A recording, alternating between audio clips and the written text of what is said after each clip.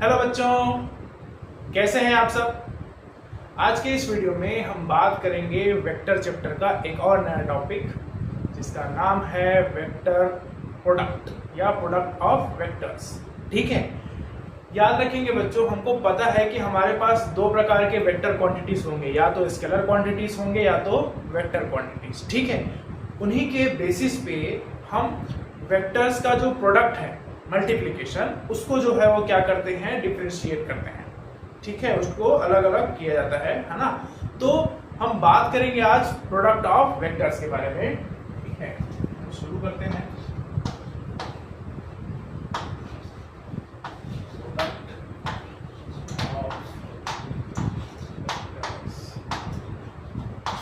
ठीक है, product of vectors के अकॉर्डिंग दो प्रकार के वेक्टर्स होंगे, है ना, जिसमें पहला होता है आपका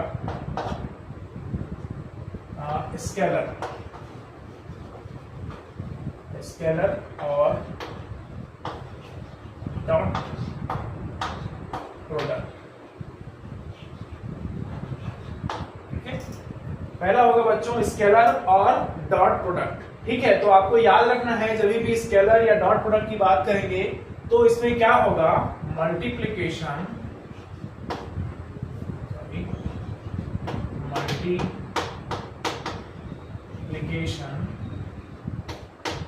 of multiplication of two vectors gives scalar quantity। है ना, हम स्केलर प्रोडक्ट या डॉट प्रोडक्ट उसको बोलेंगे बच्चों जब हम क्या करेंगे, किसी दो वेक्टर को क्या करेंगे, मल्टीप्लाई करेंगे, तो उसका जो आउटपुट निकलेगा वो कैसा रहेगा, स्केलर। जैसे हम जानते हैं वर्क। ठीक है, तो वर्क क्या होता है हमको पता है, ये होता है फोर्स इनटू डिस्प्लेसमेंट,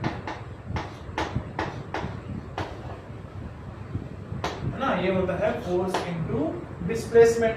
ठीक है, हमको पता है कि फोर्स जो है वेक्टर क्वांटिटी, डिस्प्लेसमेंट जो है वो वेक्टर क्वांटिटी, बट वर्क जो है वो क्या हो जाता है, स्केलर क्वांटिटी। ठीक है, तो दो वेक्टर का प्रोडक्ट जो है वो क्या निकला, है ना, स्केलर। इसी कारण से इसको हम क्या बोलेंगे, स्केलर प्रोडक्ट। इसी को और दूसरे तरीके से समझ सकते हैं। मान लेते हैं कि हमारे पास दो वेक्टर है, एक है वेक्टर ए, दूसरा है डॉट वेक्टर बी। यहाँ पर लिखा है डॉट प्रोडक्ट बच्चों, तो हम डॉट यूज करेंगे। ठीक है, तो इसका जो आंसर निकलेगा वो निकलेगा mod of vector A mod of vector B, और ये क्या हो जाएगा, कॉस थीटा। ठीक है, या हम बोलेंगे vector A dot vector B is equals to A B cos. ठीक है, ए बी कॉस थीटा। अब ये कैसे होता है इसको हम जानते हैं। मान लेते हैं कि हमारे पास कोई दो वेक्टर हैं और वो इस तरह से है ना, यहाँ पर बन रहा है एंगल थीटा सपोज। ठीक है, ये है वेक्टर ए और ये है वेक्टर बी। ठीक है, तो यहाँ पर आप देखेंगे इसको हम दो तरीके से लिख सकते हैं बच्चों। यहाँ पर देखिए ए बी कॉस थीटा है ना, तो हम चाहें तो इसको इक्वल करके चाहूं तो मैं यहाँ पे लिख रहा हूँ। ठीक है, कैसे लिख सकते हैं, ए को बाहर निकालेंगे और इसको क्या कर देंगे, बी कॉस थीटा लिख सकते हैं, या बी को बाहर निकालेंगे तो ए कॉस थीटा। इस तरह से भी हम इसको लिख सकते हैं। या तो हम अब यहाँ पे तो ऐसा लिखा तो ए बी कॉस थीटा पढ़ेंगे, लेकिन अगर हम इसको चाहे तो दो तरह से इसका मतलब निकाल सकते हैं। ए को बाहर निकालेंगे तो बी कॉस थीटा, और बी को बाहर निकालेंगे तो ए कॉस थीटा। ठीक है, इस डायग्राम से अगर हम देखें तो ये जो वेक्टर बी है उसके दो कंपोनेंट में एक कंपोनेंट होगा किधर, ये वाला, इसको हम बोलेंगे कौन सा, बी कॉस थीटा। ठीक है, यहाँ पर क्या है, ये एंगल जो है वो इधर बन रहा है ना, ये वाला। ठीक है, तो हमने बताया था रेक्टेंगुलर कंपोनेंट में कि जो वेक्टर स्लैंट होता है ना, उसको हम डिवाइड करते हैं। ठीक है, तो ये वाला पोर्शन कौन सा देगा, बी कॉस थीटा। तो अगर इस डायग्राम के बेसिस पे देखें बच्चों, तो हमको कौन सा मिल रहा है, ये वाला। इसको पढ़ेंगे कैसे, ये वाला तो हो गया वेक्टर ए, तो इसको क्या पढ़ेंगे, the component of vector B along direction of vector A. ठीक है, क्या पढ़ेंगे, the component of vector B along direction of vector A. ठीक है, इसको क्या पढ़ेंगे, the component of vector A along direction of vector B. ठीक है, तो इसका अगर हम डायग्राम बनाएंगे तो वो कुछ इस तरह से बनेगा। मान लेते हैं ये ऐसे है, यहाँ पर जो है वो क्या बन रहा है, थीटा बन रहा है। ठीक है, अब हम इसको ए ले रहे हैं, ये एक, तो इसके अकॉर्डिंग ये पर्टिकुलर एंगल में होगा, तो ये क्या हो जाएगा, ये वाला आपका वेक्टर ए लेते हैं। ठीक है, तो ये कंपोनेंट कौन सा होगा बच्चों, ये वाला ए कॉस थीटा हो जाएगा। जैसे ये बी कॉस थीटा हुआ, तो वैसे ही इस वाले के रिस्पेक्ट में देखेंगे तो ये वाला क्या हो जाएगा, ए कॉस थीटा। ठीक है, तो उसको क्या पढ़ेंगे, component of vector A along the direction of vector B. ठीक है, तो इस तरह से हम क्या करते हैं, प्रोडक्ट ऑफ वेक्टर्स में जो पहला है स्केलर और डॉट प्रोडक्ट, उसकी बात करते हैं। ठीक है, अब जब हम बात करते हैं कि एक तरीका और होता है जिसमें हम बोलते थे कि वेक्टर्स क्वांटिटी आता है ना, तो इसका जो दूसरा प्रकार है, दूसरा प्रोडक्ट है, उसको हम बोलते हैं वेक्टर प्रोडक्ट या, है ना, क्रॉस प्रोडक्ट बोला जाता है। ठीक है, क्या बोलते हैं, वेक्टर प्रोडक्ट या क्रॉस प्रोडक्ट बोला जाता है। ठीक है, तो इसको नोट कीजिए, फिर उसके बारे में बात करते हैं। इसका जो दूसरा प्रकार है जिसको हम बोलते हैं क्या, वेक्टर प्रोडक्ट और क्रॉस प्रोडक्ट। ठीक है, इसको जो है वो क्या बोला जाता है, क्रॉस प्रोडक्ट बोला जाता है। इसमें हम क्या जानते हैं, इसमें भी वही काम करेंगे कि दो वेक्टर्स हैं, किसी पर्टिकुलर एंगल थीटा पे क्या हो रहे हो, प्लेस्ड हो, तो उनका जो मल्टीप्लिकेशन है a cross vector B is equals to, ये मिलेगा हमको ए बी साइन थीटा, इसके साथ लगेगा बच्चों एन कैप। ठीक है, A B sine theta N cap. इसका मतलब ये हुआ, आपको ये समझना है, एन कैप जो है वो परपेंडिकुलर जो यूनिट वेक्टर होता है उसको रिप्रेजेंट करता है। ठीक है, तो जब हम बात करेंगे कि जब दो वेक्टर, ठीक है, the product of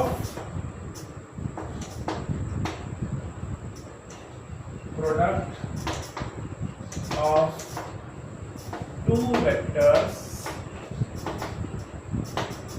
gives the vector product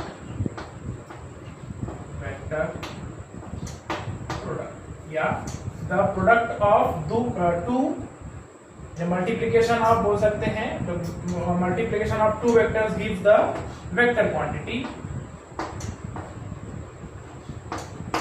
ठीक है, तब हम बोलेंगे कि जो हमको रिजल्टेंट मिला हुआ है वो क्या कहलाएगा, हमारा वेक्टर प्रोडक्ट कहलाएगा। देखिए, तो हमको बस याद रखना है कि वेक्टर प्रोडक्ट या क्रॉस प्रोडक्ट किसको बोलेंगे, जब दो प्रोडक्ट है ना of two vector, the product of two vectors, या फिर हम बोलेंगे दो वेक्टर्स के जो मैग्नीट्यूड है उनका अगर मल्टीप्लाई करते हैं बच्चों, दो वेक्टर्स के मैग्नीट्यूड का मल्टीप्लाई करने पे अगर हमको वेक्टर मिलता है, तब हम उसको क्या बोलेंगे, वेक्टर प्रोडक्ट बोलते हैं।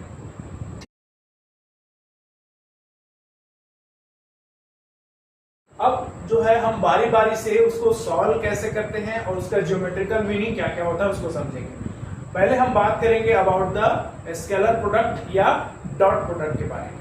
ठीक है, उसमें कैसे मल्टीप्लाई करते हैं, उसका रिजल्ट कैसे निकलता है, दोनों के बीच के एंगल कैसे निकाल सकते हैं उसके बारे में। ठीक है, तो शुरू करते हैं। चलिए बच्चों, अब हम बात कर लेते हैं अबाउट द स्केलर प्रोडक्ट कि उसको सॉल्व कैसे किया जाता है। ठीक है, जैसे मान लेते हैं, अभी हमने देखा कि उसका वो कैसे निकलता है, वेक्टर ए, मान लेते हैं दो वेक्टर था, है ना, तो वेक्टर बी, और ये क्या लिखते थे, ए बी कॉस थीटा। ठीक है ना, तो अगर हम ए को बाहर रख के बी कॉस थीटा लिखेंगे, है ना, तो इसको इस तरह लिख सकते हैं, ए, ये क्या हो जाएगा, बी कॉस थीटा। तो इसको क्या पढ़ेंगे, component of vector B along direction of vector A. वैसे ही अगर यहाँ पर बी ए cos थीटा लिख देते हैं तो इसको क्या पढ़ेंगे, ठीक है, component of vector A along the direction of vector B. ठीक है, अब मान लेते हैं कि जो वेक्टर ए है उसको हमको 3 डायमेंशनल में कुछ इस तरह से रिप्रेजेंट किया गया, 3i cap plus 2j cap minus 5k cap. इसकी बात कर रहे हैं हम 3D की, है ना, x axis, y axis, z axis, और तीनों एक्सिस जिसमें इंक्लूड होता है उसको क्या बोलते हैं, 3 डायमेंशनल। ठीक है, तो अगर हम बात करें वेक्टर जो है किसमें दिया हो, 3 डायमेंशनल दिया हो, तो यहाँ पर ये हो गया। वैसे ही b की बात कर लेते हैं, इसको लेते हैं 2i cap plus 5j cap minus 3k cap, ये इस तरह से। ठीक है, अब हमको निकालना है क्या, vector A dot vector B. ठीक है, दोनों का क्या निकालेंगे, है ना, डॉट प्रोडक्ट निकालेंगे। ठीक है, तो चलिए करते हैं। यहाँ पर लिखेंगे 3i cap plus 2j cap minus 5k cap. ठीक है, बीच में डॉट लगा है तो आप भी डॉट लगा सकते हैं, लगाओगे तो चलेगा। ठीक है, 2i cap plus 5j cap minus 3k cap, ऐसा। ठीक है, अब यहां पर हम जब है इसको नॉर्मल मल्टीप्लाई करेंगे जैसे करते हैं, जैसे हम क्या करते थे पहले जब हम पॉलिनोमियल्स पढ़ते थे, तो इस 3 का मल्टीप्लाई इन तीनों के साथ, इस 2 का मल्टीप्लाई इन तीनों के साथ, और 5 का मल्टीप्लाई इन तीनों के साथ अलग अलग करते थे, है ना। इस तरह से बहुत सारे टर्म्स आते हैं, इसमें भी वही करना है, बस थोड़ा सा ध्यान ये रखना है। जैसे मैंने मल्टीप्लाई किया i इंटू आई वाले को, ठीक है, तो i कैप में है ना, सारे कैप में रहेंगे, तो i cap dot i cap की बात करते हैं बच्चों। ठीक है, ये i वाला पहले i वाले से मल्टीप्लाई हुआ, तो i cap dot i cap. इसको याद रखेंगे अच्छे से कि i के लिए हम लिखेंगे 1, इस वाले i के लिए भी लिखेंगे 1, मल्टीप्लाई होगा। ठीक है, अब सोच के देखिए हमारे पास क्या आता है, cos थीटा आता है ना। दो वेक्टर कर रहे हैं तो डॉट प्रोडक्ट में क्या होता है, cos theta, dot product cos theta. ठीक है, तो यहां पर देखिए i और i भी किसको रिप्रेजेंट कर रहा है, x एक्सिस को, और ये वाला i कैप भी x एक्सिस को। दोनों के बीच में एंगल कितना होगा, 0 डिग्री। ठीक है, तो यहां पर क्या हो जाएगा, cos 0 डिग्री। ठीक है, तो cos 0 का वैल्यू कितना होता है, 1, तो 1 इंटू 1 कितना हो गया, 1। मतलब ये है कि i कैप और i cap co dot product निकालेंगे तो कितना निकलेगा, 1। इसी तरह से अगर हम i कैप और डॉट निकालें किसके साथ, j कैप के साथ, तो इसके लिए 1 लिखेंगे, इसके लिए भी 1 लिखेंगे क्योंकि यूनिट वेक्टर है। अब दोनों को बताइए, ये x एक्सिस के लिए है, y एक्सिस के लिए है, दोनों के बीच में एंगल कितना होता है, 90, तो यहाँ पर हो जाएगा cos 90 डिग्री, और cos 90 का वैल्यू होता है 0, तो ये पूरा पोर्शन क्या हो जाएगा, 0। बिल्कुल इसी तरह से ये i कैप और ये k कैप का भी प्रोडक्ट कितना निकलेगा, 0। ठीक है, तो आपको इन तीनों से बस यही चीज समझना है और ध्यान रखना है बच्चों कि जब हम सेम टाइप के यूनिट वेक्टर्स को मल्टीप्लाई करेंगे तभी उसका रिजल्ट मिलेगा। ठीक है, अगर हम i के साथ j को मल्टीप्लाई कर रहे हैं या i के साथ k को मल्टीप्लाई कर रहे हैं, उसका वैल्यू पूरी तरह से क्या हो जाएगा, 0। ठीक है, तो अगर हम इसके बेसिस पे देखें तो 3 2 कितना हो जाएगा, 6। ठीक है, और i इंटू आई का वैल्यू कितना निकलता है, 1, तो ये पूरा पोर्शन गायब। 5 2 कितना हो जाएगा, प्लस 10 हो जाएगा। फिर j इंटू जे करेंगे तो j का वैल्यू भी क्या होगा, सेम डायरेक्शन में, इसलिए 1 होगा। अब ये i इंटू जे करते तो उसका वैल्यू कितना हो जाता, 0। तो आपको ये मेन जो है वो याद रखना है, i इंटू आई मतलब सेम यूनिट वेक्टर्स का जब डॉट प्रोडक्ट निकालेंगे तो उसका वैल्यू 1 निकलेगा, है ना। और एक unit vector i cap along x axis, एक एक्सिस x जो है वो y एक्सिस के अलोंग है तो उसका वैल्यू 0, एक x एक्सिस के और z एक्सिस के अलोंग है तब भी 0। या इसी तरह से हम j वाले को i के साथ, ये सब जो है वो दूसरे वाले के साथ क्या हो जाता है 0। जब सेम वाले के साथ मल्टीप्लाई होगा तभी उसका नंबर मिलेगा। जैसे 3 2 6, 2 5 10, और ये देखिए -5 -3 क्या हो जाएगा +15। यस, ठीक है। तो इसको जब हम जोड़ेंगे तो ये हो जाएगा 25 + 6 दैट इज 31। ठीक है।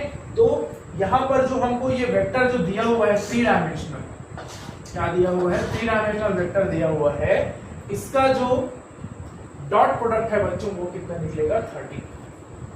इसी तरह से आप कोई भी चीजों को अगर 3 डायमेंशनल दिया हुआ है तो बस सिंपली मल्टीप्लाई करना है।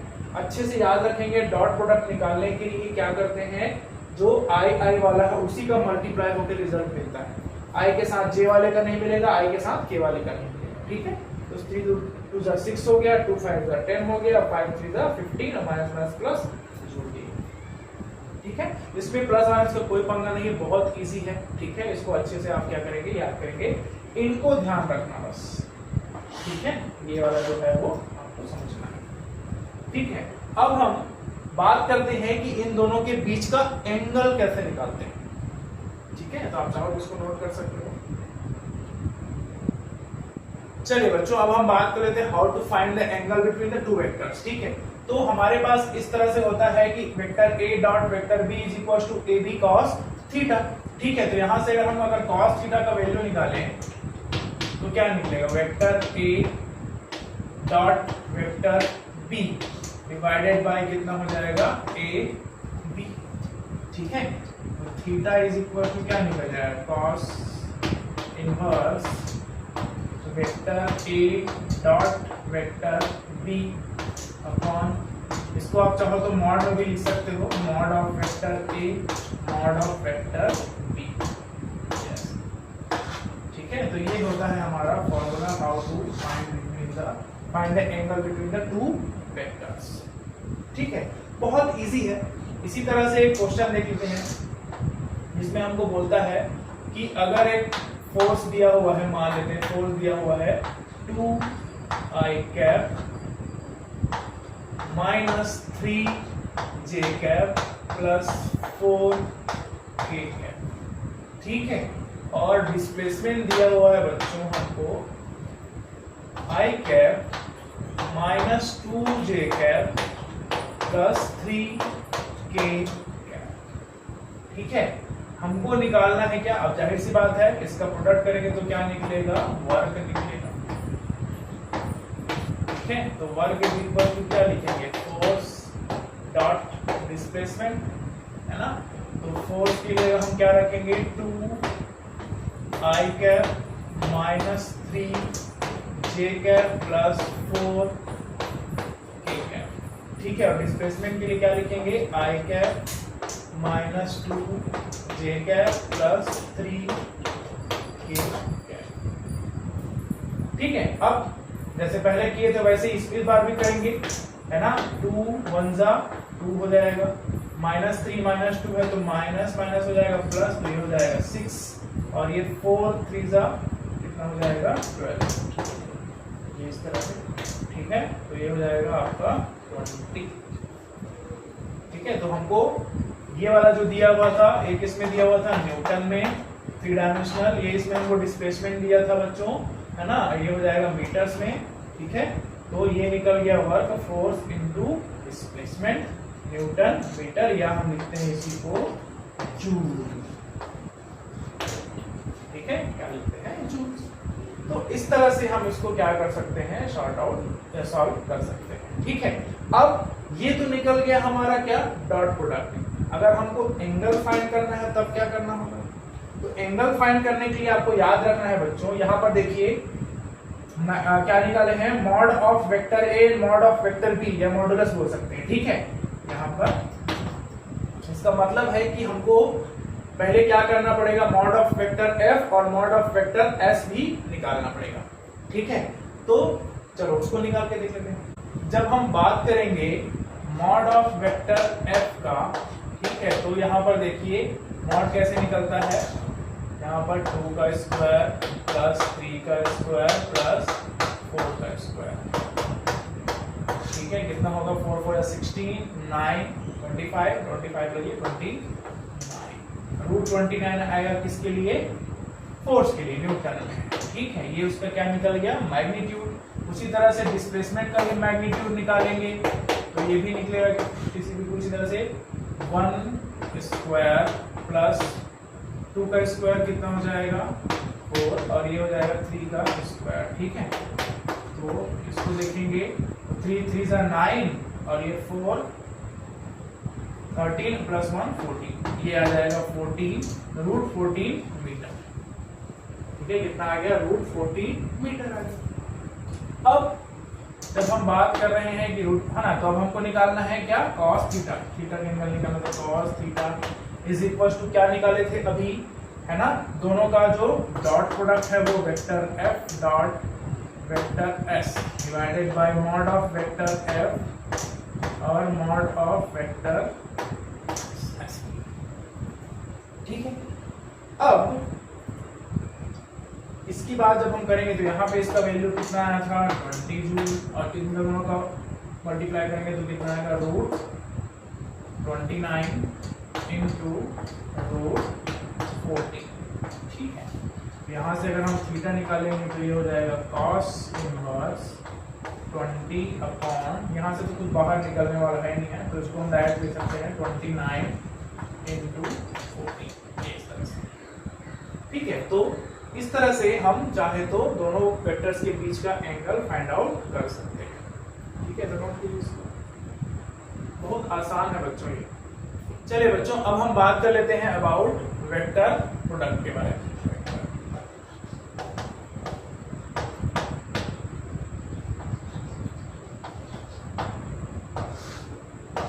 देखिए, वेक्टर प्रोडक्ट जो है वो बिल्कुल अलग होता है किससे, स्केलर प्रोडक्ट से। ठीक है, वेक्टर में याद रखेंगे, हमको पता है कि हम लेंगे साइन थीटा के अकॉर्डिंग और जो भी रिजल्टेंट निकलेगा वो भी क्या निकलेगा, वेक्टर। ठीक है, तो अगर हम इसका जो प्रोडक्ट है उसको, जो हमारे पास क्या होता है, vector a cross vector b is equals to a b sine theta n cap होता है। ठीक है, अगर हम इसको 3D में देखें, जैसे हमारे पास दिया हुआ है vector a is equal to दिया हुआ है क्या, इसको ऐसे देते हैं i कैप, या इसको इस तरह a i cap plus b j cap plus c k cap suppose. ठीक है, और वेक्टर b को ले लेते हैं x i cap plus y j cap plus z k cap suppose. ठीक है, इसका मतलब ये हुआ कि यहाँ पे जब हम 3 डायमेंशनल की बात करेंगे बच्चों, तो ये होता है बिल्कुल इस तरह से हमारा 3 डायमेंशनल। ठीक है ना, तो आप जानते ही हैं x y z, कोई भी जगह ले सकते हो आप, तीनों आपस में कैसे होंगे, म्यूचुअली परपेंडिकुलर होंगे। ठीक है, तो इसका जो डायरेक्शन है उसको हम कैसे फाइंड करते हैं, मान लेते हैं कि हमारे पास दो एक्सिस है, ये हो गया x एक्सिस, ये हो गया y एक्सिस। ठीक है, और ये वाला जो उसका परपेंडिकुलर होगा वो क्या होगा, z एक्सिस। ठीक है, तो अगर मैं इस प्लेन को घुमाता हूं, एक्स वाई प्लेन को अगर मैं रोटेट करता हूं तो ये किसके एक्सिस को अकॉर्डिंग घूमेगा, z एक्सिस के चारों ओर घूमेगा। ठीक है, जैसे मान लेते हैं कि ये X Y plane X Z plane है, इसको अगर घुमाते हैं तो ये किसके अकॉर्डिंग घूमेगा, किसके चारों ओर घूमेगा, y के चारों। ठीक है, तो इसका जो डायरेक्शन है ना, इसका जो डायरेक्शन है वो जो है आपको पता करना है, तो उसके लिए हमको दो चीज लगाना है। एक है पहला राइट हैंड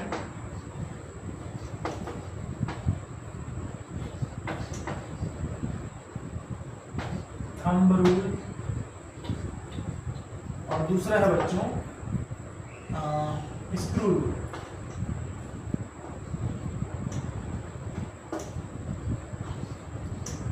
दो रूल आपको याद रखना है। तो राइट हैंड थंब रूल को हमने क्लास 10th में पढ़ा हुआ है बच्चों। ये किसके लिए यूज करते थे, है ना, मैग्नेटिक फील्ड लाइंस को जानने के लिए, around the current carrying conductor. ठीक है, यहाँ पे भी हम उसको यूज करेंगे। मान लेते हैं कि हमारे पास कोई दो वेक्टर है, वेक्टर ए और वेक्टर बी। ये वेक्टर ए है और ये वेक्टर बी है, ठीक है। इसमें मान लेते हैं छोटा सा एंगल बना, स्मॉल एंगल थीटा। तो अगर मैं इसको इस तरह घुमाता हूं, कहां से कहां, ए से बी की तरफ, ठीक है, इस तरह से घुमाते हैं इसको ए से बी की तरफ, ठीक है। तो डायरेक्शन जो है इसका, जो रिजल्टेंट का जो डायरेक्शन होगा उसको कौन बताएगा, थंब, ठीक है, वो किधर होगा, ऊपर की तरफ, ठीक है। मतलब अगर यहां पर दो वेक्टर दिया हुआ है किसी स्मॉल एंगल पे और हम क्या कर रहे हैं, उसको घुमा रहे हैं, ठीक है, ये जो है वो रोटेट हो रहा है ना, तो इनका जो डायरेक्शन होगा, किसका डायरेक्शन, उसके जो रिजल्टेंट है उसका, वो हमेशा क्या होगा, उसके रोटेशन के परपेंडिकुलर, ठीक है, उसके रोटेशन के क्या होगा, परपेंडिकुलर। किसके रोटेशन के, ए टू बी, जब हम किसी दो वेक्टर को स्मॉल एंगल पे क्या करते हैं, घुमाते हैं, ठीक है। उसी तरह से स्क्रू रूल भी रखता है कि अगर हम इस स्क्रू के जैसे, है ना, जैसे स्क्रू को घुमाते हैं उसी तरह से हम वेक्टर को ए से बी की तरफ घुमाते हैं इस तरह से, तो जिस डायरेक्शन में स्क्रू ऊपर बढ़ता है, टाइट करने पे स्क्रू जो है वो टाइट होते जाएगा ना, ऊपर जाते जाएगा, ठीक है। तो वो जो डायरेक्शन होगा वो क्या होगा, उसके रिजल्टेंट का डायरेक्शन। इसका मतलब ये हुआ कि आपको याद रखना है, अगर कोई दो एक्सिस, जैसे एक्स एक्सिस और जेड एक्सिस के अलोंग दो वेक्टर थे जिसको हम रोटेट कर रहे थे, तो उसका जो रिजल्टेंट मिलेगा वो किसके अकॉर्डिंग मिलेगा, वाई एक्सिस के अकॉर्डिंग। मतलब ये हुआ बच्चों कि अगर मैं आई कैप क्रॉस आई कैप की बात करता हूं, ठीक है, तो यहां पर देखिए आप, आई कैप क्रॉस आई कैप, है ना, मतलब आई कैप, है ना। तो आप सोचिए इसका क्या होगा, 1 इंटू 1, और ये क्या होता है, दोनों के बीच में एंगल साइन 0,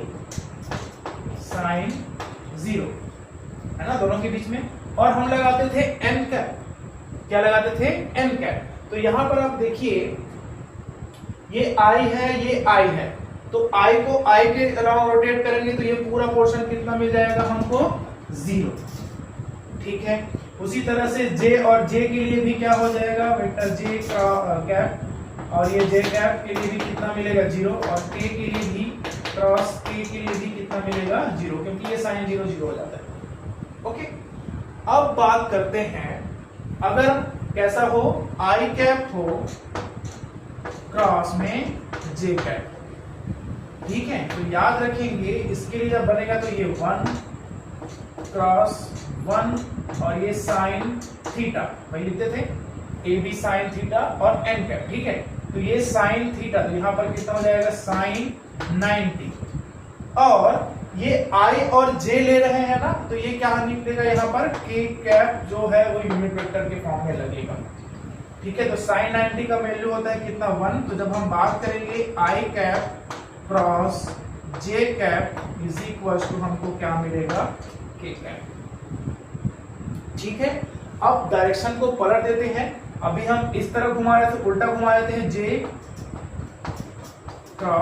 कैप क्रॉस आई कैप कर देते हैं, तो ये माइनस के हो जाएगा बच्चों, ठीक है। तो इसको बताया तो आपको ये समझना है, आई से जे को मल्टीप्लाई किया, आई कैप जे कैप का मल्टीप्लीकेशन क्या आ रहा है, के कैप आ रहा है। उल्टा किए, जे से आई को किए तो के आ रहा है, मतलब जिसका यूज हो रहा है उसके अल्गोरिथम, ठीक है। इसी तरह से अगर हम जे कैप क्रॉस के कैप की बात करेंगे तो यहां पर निकलेगा क्या, आई कैप, और के और क्रॉस जे की बात करेंगे तो यहां पर निकलेगा माइनस आई, ठीक है। यहां पर भी देखिए, जे के था तो आई आया, के जे था तो माइनस आई आया, ठीक है। इसी तरह से आप आई और के करेंगे तो आपको जे मिलेगा, और के और आई करेंगे तो आपको माइनस जे। इसमें डायरेक्शन जो है वो बहुत इंपॉर्टेंट है। जाहिर सी बात है, अगर हम इसको इस तरह घुमा रहे हैं तो ये जो है वो ऊपर जाएगा ना, ठीक है, ये ऊपर जाएगा, तो इसको हम लेंगे पॉजिटिव। लेकिन अगर हम इसको अपोजिट डायरेक्शन में घुमा रहे हैं तो ये नीचे आएगा, तो इसको हम क्या कंसीडर करेंगे, नेगेटिव, ठीक है। तो आपको मेन ये याद रखना है कि दो वेक्टर का जो प्रोडक्ट है वो वेक्टर देगा, क्योंकि यहाँ पर यूनिट वेक्टर लगा हुआ है, ठीक है। आपको ये समझना है बच्चों कि ये ए बी साइन थीटा जो है वो जनरली कैसे होता है, परपेंडिकुलर, ठीक है। तो इतने को नोट कीजिए, ये बहुत इंपॉर्टेंट है, ये वाला आई जे वाला, ठीक है। फिर इसका जो क्रॉस मल्टीप्लीकेशन है उसको देखते हैं, वो भी बहुत इंपॉर्टेंट है, वो आपको आना ही चाहिए, ठीक है। Note it down. चलिए बच्चों, अब हम बात कर लेते हैं कि कैसे हम क्रॉस मल्टीप्लिकेशन से वैल्यूज निकालते हैं। ठीक है, तो मान लेते हैं कि हमारे पास दो वेक्टर दिया हुआ है इस तरह से। तो जब हम बात करेंगे vector A cross vector B का, ठीक है, तो vector A cross vector B में हम क्या लिखते थे, नॉट वाले में डायरेक्ट लिखते थे। यहाँ पर हम क्या करेंगे, इस तरह से लाइन खींचेंगे, ये कॉलम बनाएंगे, इसमें आई को अलग लिखेंगे, आई कैप जे कैप और ये के कैप। अब इसके जो कोफिशिएंट्स हैं उसको उसके नीचे, जैसे यहाँ पर कुछ नहीं है तो कितना है 1, यहाँ पर कितना है -2 और ये कितना है 3। इसमें देखेंगे तो कितना है -2 है, 3 है और ये -5 है। ठीक है, ये पहले काम करना है कि आई जे के ऊपर लिखेंगे कॉलम के और उसके नीचे उसके कोफिशिएंट को लिखना है। तो वेक्टर पहला जो दिया है उसके यहाँ पर, दूसरे वाले को यहाँ पर। ठीक है, अब मल्टीप्लाई करेंगे तो कैसे करते हैं इसको देखिए। ठीक है, तो जब हम इसकी बात करेंगे आई कैप के लिए, ठीक है, तो जब हम आई कैप के लिए निकालेंगे बच्चों तो क्या करेंगे, फर्स्ट कॉलम को पूरी तरह से हाइड कर देंगे। ठीक है, अब क्या बच गया हमारे पास 5 2 10, तो इसको मल्टीप्लाई करें, जो बचा हुआ है उसको इसको छोड़ दिए, तो ये बचा हुआ है, तो 5 2 कितना हो जाएगा 10, माइनस माइनस प्लस, तो ये हो जाएगा 10। ठीक है, जितना भी निकालेंगे उसमें बीच में माइनस लगाएंगे, हर बार माइनस लगा दिए, 3 3 कितना हो जाएगा 9। ठीक है, अब ब्रैकेट बंद करने के बाद लिखेंगे इसमें क्या, आई कैप। ठीक है, फिर लगाएंगे, अब ये आई कैप वाला हो गया। जे के लिए हमेशा क्या लगाना है बीच में, माइनस। जे के लिए क्या लगेगा, माइनस। ठीक है, तो आप चाहो तो पहले ही माइनस जे कैप लिख सकते हो। अब जे के लिए निकालेंगे तो बीच वाले को हाइड कर देंगे, तो ये बचा, तो -5 × 1 कितना हो जाएगा -5, 2 × 3 मतलब 3 2 कितना हो जाएगा 6 और ये -6 आ जाएगा। ठीक है ना, मैंने बोला कि बीच में क्या लगाना होता है, माइनस, तो यहाँ पर पहले से माइनस आया तो ये माइनस और माइनस क्या हो जाएगा, प्लस।